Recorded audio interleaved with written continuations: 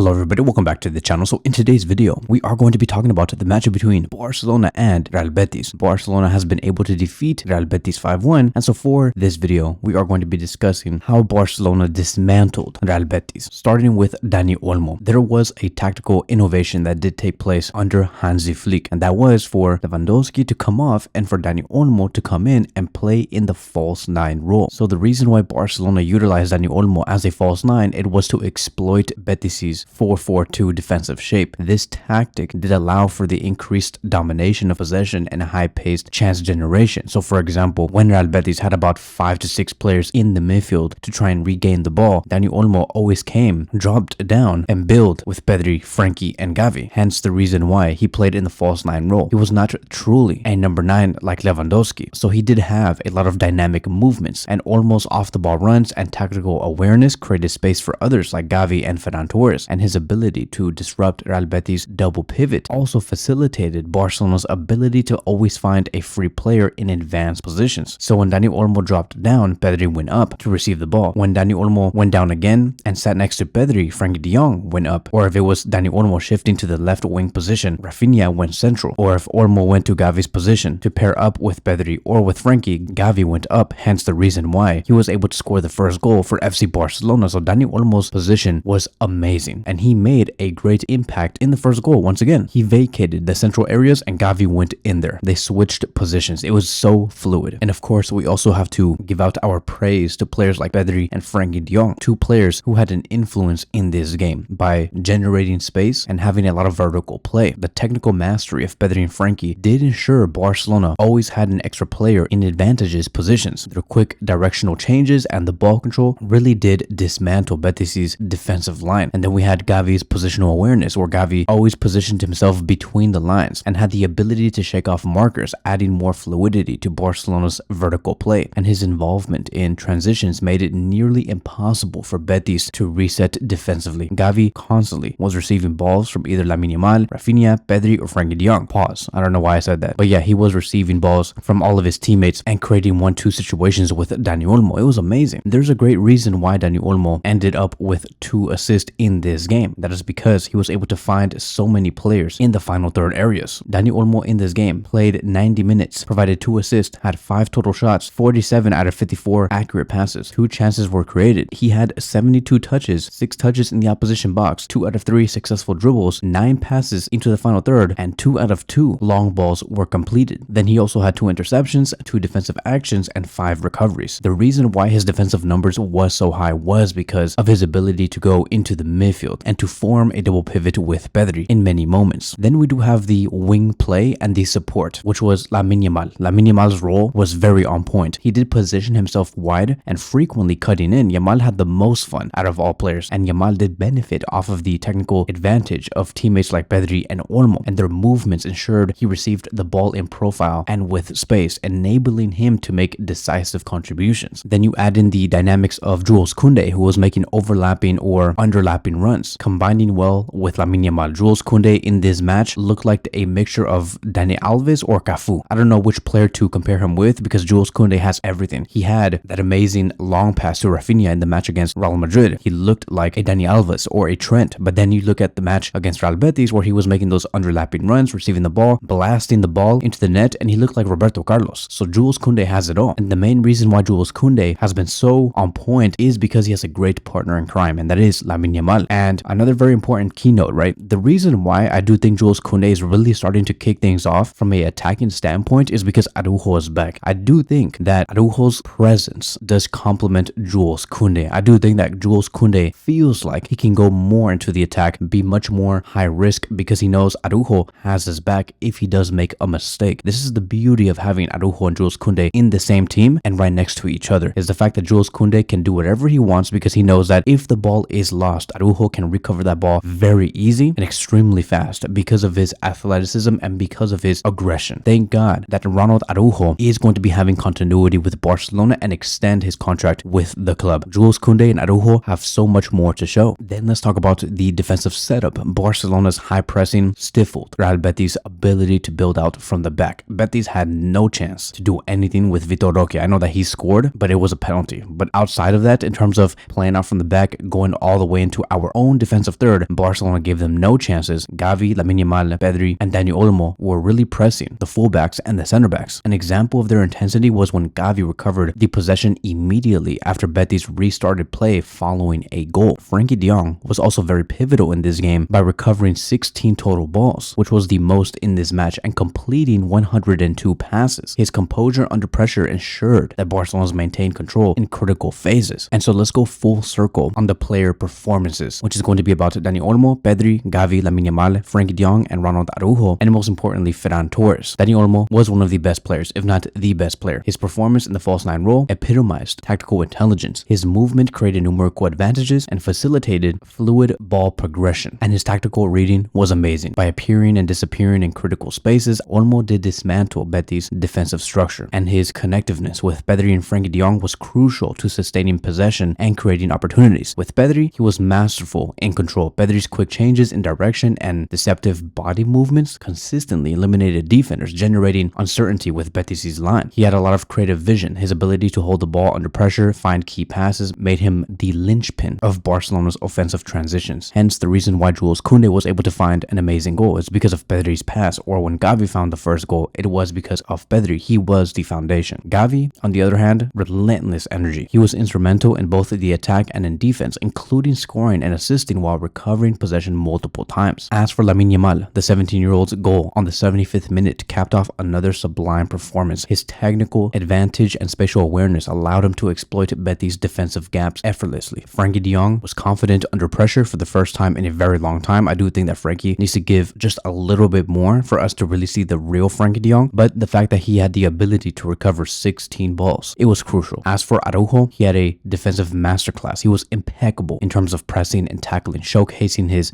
reliability at the back and always being able to anticipate on whatever does happen. And his role on correcting defensive mistakes made him one of the standout performers in Barcelona's season so far. And then we had Ferran Torres, who came in later in the game, occupying central areas from the left wing position. Torres capitalized on the spaces created by Olmo and Pedri, and his positioning allowed him to score effectively. So in terms of ratings around these players, I give Dani Olmo a 9 out of 10, Pedri a 9 out of 10, Gavi an 8 out of 10, Lamine Yamal an 8 out of 10, Frenkie de Jong 8 out of 10, Araujo 8 out of 10, Ferran Torres 7 out of 10. And Barcelona overall, they dominated possession with over 70%, reflecting the fact that they are superior in terms of technicality and being cohesive in terms of ball movement. This showed that Real Betis was constantly trying to chase the ball over and over again, and Barcelona gave them no rest. So that is it. That is going to be wrapping up today's video. Thank you guys so much for watching, and I will see you guys in the next one.